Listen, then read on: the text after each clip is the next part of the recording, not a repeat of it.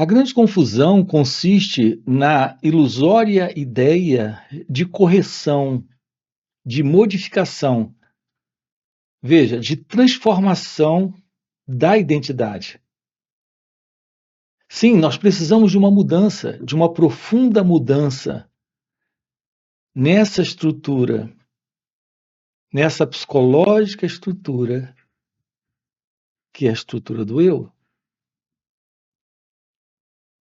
E a verdade sobre o autoconhecimento, veja, vamos trabalhar isso aqui com você nesse encontro. É que o autoconhecimento não é uma ferramenta para mudar a identidade. Então, essa relação entre autoconhecimento e identidade é bastante confusa, porque a verdade do autoconhecimento, quando há verdade nisso, fica claro que não existe nenhum elemento para se autoconhecer. Falam que o autoconhecimento, como a própria palavra diz, é o conhecimento deste eu. Mas a verdade é que, quando há uma aproximação da investigação da estrutura, da natureza desse eu, esse elemento não está lá. Porque não existe nenhum eu para se conhecer.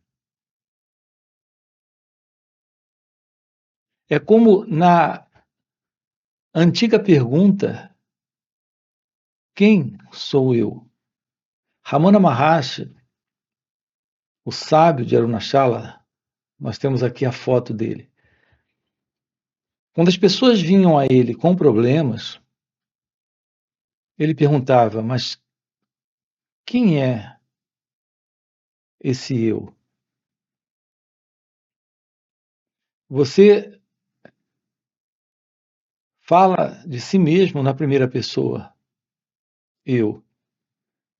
Mas quem é esse eu? Investigue isso. Se aproxime e estude isso. Quem sou eu? Então, Ramana Maharshi deixou essa aproximação da autoinquirição, ou da direta observação desse movimento, que é o movimento do eu. Isso é conhecido por Atma Vichara, de Ramana Maharshi. É o seu legado. O que é esse eu? Quem é esse eu? Investigue, averigue, observe, tome ciência. Aqui nós precisamos olhar de perto isso, ter uma direta compreensão de que aquilo que nós chamamos de eu não é outra coisa a não ser um conjunto de memórias, de lembranças, de reações que aparecem aqui nesse momento, vindo do passado. A uma crítica você reage, a um elogio você reage. Ao elogio, um estado interno surge de prazer. A uma crítica, um estado interno surge de indignação, raiva ou frustração. Então, estamos sempre reagindo a partir desse fundo. Esta reação é a reação do eu, do ego, daquele que passou por experiências e reservou essas experiências nesse formato de emoção. Isso é parte da memória. Então, o eu é constituído de lembranças, de memórias, de prazer e dor. Essa é a estrutura do eu.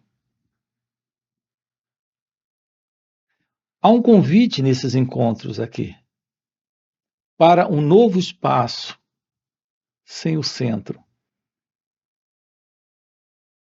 Quando você olha para um campo de futebol, há um espaço. Então, o campo de futebol é constituído de um espaço livre. Assim como uma mesa no meio da sala, há um espaço em volta daquela mesa. Assim, em volta desta pessoa, há um espaço em volta dessa pessoa, uma vez que essa pessoa é o centro. E o que está em volta dessa pessoa é o espaço em torno do qual ela se move. Agora vamos colocar isso aqui de um ponto de vista interno. Aquilo que você chama de eu não é outra coisa a não ser um pensamento que tem pensamentos em volta de si mesmo. Então, o primeiro pensamento é o eu. Em torno do eu surgem outros pensamentos,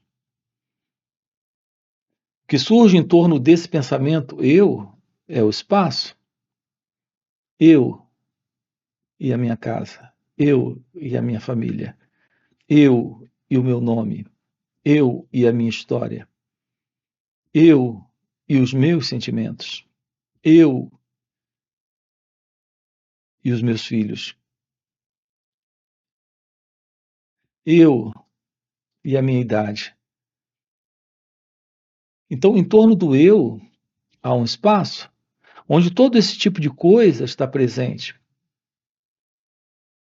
onde todo tipo de situações, eventos, acontecimentos e pessoas também estão presentes.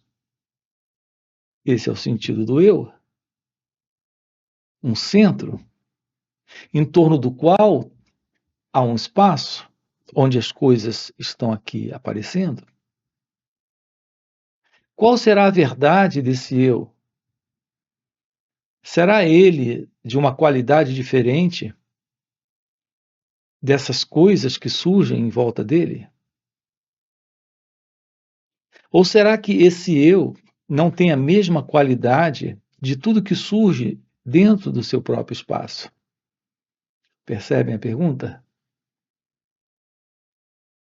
Quando você está triste,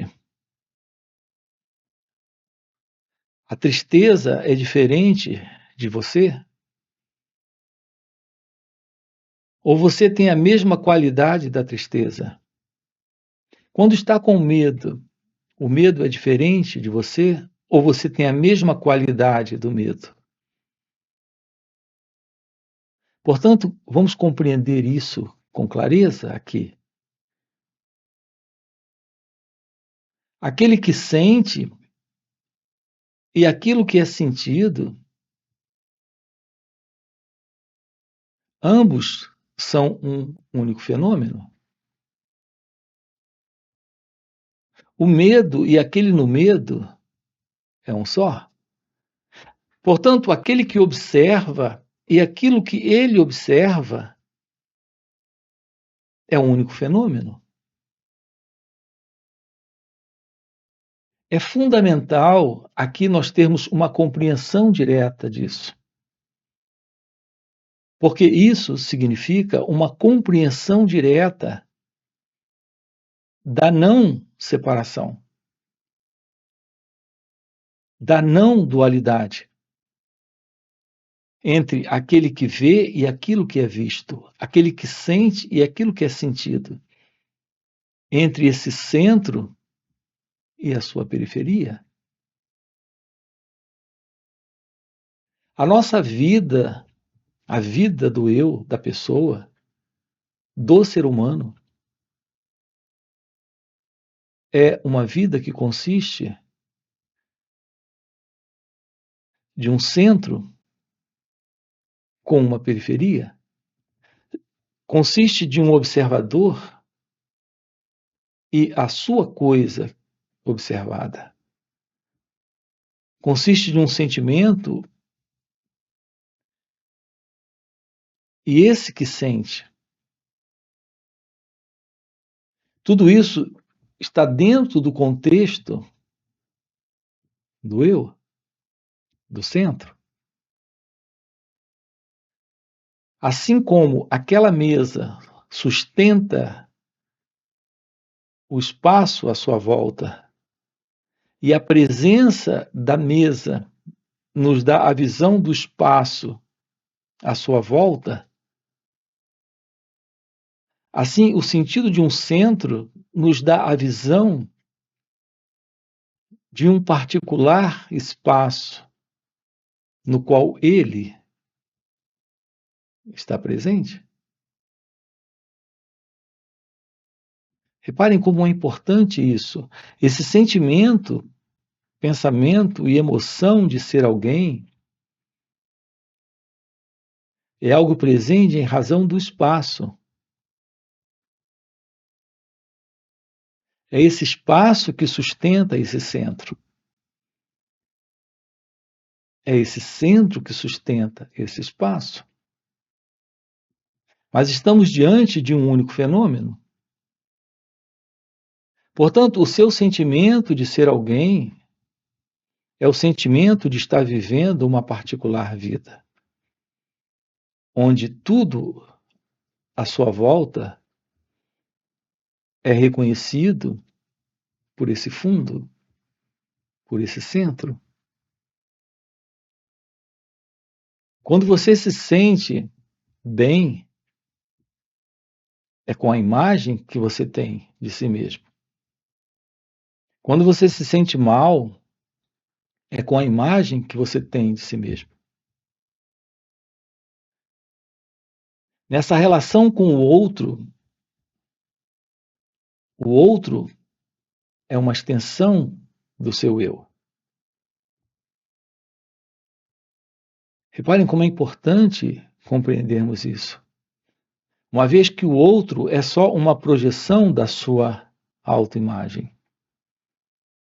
Veja, você tem uma ideia sobre quem você é. Essa é a autoimagem que faz parte do centro. Mas essa autoimagem, ela também tem uma imagem do que está à sua volta, que também faz parte do centro. Quando você se sente mal com alguém, essa é uma avaliação da sua autoimagem que você tem dele ou dela, e ela tem de você, porque tem dela mesma. Assim são os nossos encontros nos relacionamentos. Nós estamos dentro de um movimento equivocado de vida. Esta vida é a vida do pensamento. Tudo que você tem acerca da vida é apenas uma ideia que o pensamento está formulando dentro de você sobre o que a vida é, sobre quem é o outro, sobre quem é você. Assim, em nossas relações, o que predominam são relacionamentos entre imagens, a imagem que eu tenho e a imagem que você tem. A ilusão da vida da pessoa é a ilusão de uma identidade presente no viver, na experiência desse instante. Esse instante, há um acontecimento nele. Esse acontecimento não consiste de uma experiência. É visto como uma experiência a partir de um experimentador que vem do passado e vê isso aqui como uma experiência. Esse experimentador, ele acrescenta alguma coisa a isso que acontece, a essa experiência, pega parte dessa experiência e guarda com ele. E assim estamos dando continuidade a esse experimentador,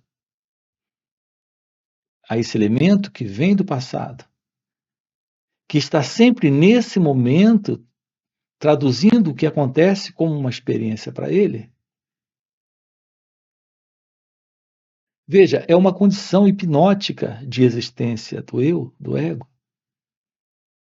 É assim que estamos vivendo. Não há um contato real com a vida como ela acontece aqui e agora.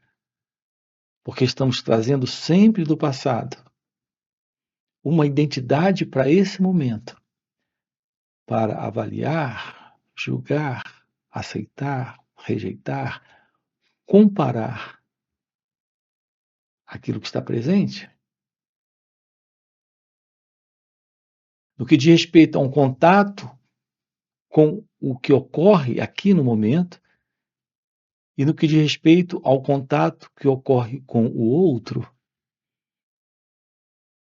não tenho ciência do que ocorre aqui, nem tenho ciência da realidade do outro. O que eu tenho é uma projeção, uma autoimagem em movimento. Podemos romper com isso? É isso que estamos vendo aqui com você, dentro desse canal. É isso que estamos vendo com você aqui nesses encontros online e presenciais. Como romper com essa psicológica condição de identidade egóica, de identidade do eu. Assim, essa Atma Vichara é a ciência da revelação daquilo que é você. Quando você se torna ciente do movimento desta autoimagem, ela termina. E se ela termina, o passado termina, o experimentador termina, a experiência termina. Então, qual é a verdade da revelação de sua natureza real? É a revelação daquilo que está fora da mente, fora do ego, fora desse movimento de passado, de lembranças, fora desse conjunto de recordações. Assim, estamos diante de um contato com a vida, como ela é, sem o sentido de alguém presente nesse instante. Na realidade, é o fim desse elemento que se vê separado da experiência, como sendo o observador, o percebedor, aquele que sente, aquele que faz. Estamos diante de uma qualidade inteiramente nova e desconhecida de ser. É por isso que eu tenho dito aqui que esse contato com a verdade divina é algo indescritível, inominável, porque é algo que não faz parte daquilo que o pensamento conhece, daquilo que o pensamento identifica. Portanto, estamos diante de algo desconhecido. Essa é a realidade do seu ser. É bem interessante aqui dizermos para você isso também. A procura do ser humano, a busca, aquilo que de fato ele quer encontrar na vida, ele de fato desconhece. Desconhece porque não faz parte daquilo que o pensamento possa reconhecer. E, no entanto, de uma forma equivocada, nós estamos dentro de uma busca ou procura por algo dentro do conhecido. Então, o que a mente egóica, o que esta mente, que é a mente do eu, que é esse modelo do conhecido, do experimentador com suas experiências tem feito, é procurar dentro do conhecido aquilo que possa realmente nos preencher. Mas veja, isso é um jogo ainda do ego, é um jogo ainda do pensamento. Essa proposta de uma busca, de uma procura no futuro, e seja algo que o pensamento possa reconhecer. Então o homem vai em busca de fama, de poder, dinheiro, prestígio. São inúmeras as buscas do ser humano por esta satisfação ou preenchimento, mas sempre dentro do âmbito do conhecido. A realidade da nossa procura é a procura pela verdade de nós mesmos, pela ciência deste ser, que está presente quando a ilusão do eu não mais está. Então, a verdade do autoconhecimento, a importância desse estudar a nós mesmos, revela essa verdade. Nos dá ciência desta verdade. E a verdade sobre isso é a realidade de que só há Deus. Aqui juntos, com você, nós estamos aprofundando isso. Precisamos ter isso muito claro para nós mesmos. De que não existe outra realidade na vida, a não ser a própria vida. E essa vida é a vida divina. Não existe nada que lhe fará feliz. Não existe algo que possa lhe tornar feliz. É a verdade da revelação daquilo que é você, em sua natureza essencial. A completude, a presença do amor. Isso porque há uma profunda e indescritível liberdade nesta ciência de ser. E essa liberdade, ela carrega a presença da felicidade, a presença do amor. Então, nada nesta vida, nem de longe se parece, nem de uma forma muito distante se parece com aquilo que é a verdade do seu ser. Então, nenhum prazer, satisfação, preenchimento, completude em qualquer realização externa representa, nem mesmo de longe, aquilo que é a verdade de sua natureza essencial, de sua natureza divina. Porque aqui se trata de um espaço que se revela. Um espaço que se revela sem esse eu e, portanto, sem esse centro, sem esse elemento que se vê separado. Essa que é a beleza do encontro com a ciência da meditação. Porque a meditação revela o seu verdadeiro ser, que é o ser de Deus. Não se trata de um contato com Deus. Se trata desta realidade que é Deus, assumindo esse espaço, assumindo esse lugar. Nós aprendemos aí fora a viver dentro de uma consciência, na ilusão de uma identidade nesta consciência. Então nós temos a ilusão dessa identidade separada, com uma consciência individual.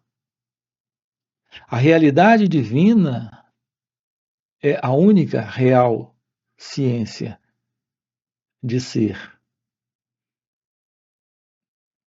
É isso que nós temos chamado aqui de real consciência. Não é a consciência de alguém, é a consciência de ser. Isso é felicidade. A única coisa na vida é a vida. E a vida é a ciência de Deus. Isso é o fim do medo, do sofrimento, dos problemas, de toda desordem e confusão na vida da pessoa. Porque é o fim desta pessoa. Esse encontro com a realidade é a constatação da ciência do desconhecido. Um cérebro que se aproxima desta visão da realidade. Uma mente desta qualidade carrega esta inteligência, esta verdadeira inteligência divina, essa inteligência espiritual. Quando as pessoas usam expressões como espiritualidade, não compreendem. Aquilo que é real espiritualidade está fora daquilo que o pensamento imagina, idealiza, acredita ou projeta. Isso está fora do conhecido e, portanto, está fora do pensamento. A realidade deste ser é a ciência da espiritualidade, da verdade divina, daquilo que é tudo. Assim, esse é o nosso trabalho aqui com você. Estamos lhe mostrando como isso se torna possível nesta vida. Portanto, essa aproximação da Atma Vichara de Ramana Maharshi é a aproximação da meditação. Porque é esse natural estado de ser que é meditação, a presença do desconhecido, a presença da verdade, daquilo que é Deus. Quando não há mais ignorância, quando não há mais ilusão. Portanto, aqui nos finais de semana, sábado e domingo, estamos juntos, olhando para isso com você, trabalhando isso juntos. É uma oportunidade de estarmos descobrindo a verdade de como se aproximar do autoconhecimento e da revelação da meditação, de uma forma vivencial. A verdade sobre a meditação. O esvaziamento desse velho conteúdo de identidade egóica. Aqui você tem, na descrição do vídeo, o nosso link do WhatsApp para participar desses encontros. Além disso, temos encontros presenciais e também retiros. Se isso que você acaba de ouvir é algo que faz sentido para você, já deixa aqui o seu like, se inscreve no canal, coloca aqui no comentário, sim, isso faz sentido, ok? E a gente se vê. Valeu pelo encontro e até a próxima. Olá pessoal, sejam bem-vindos a mais um encontro, a mais um momento juntos. Estamos trabalhando com você a beleza da constatação do autoconhecimento.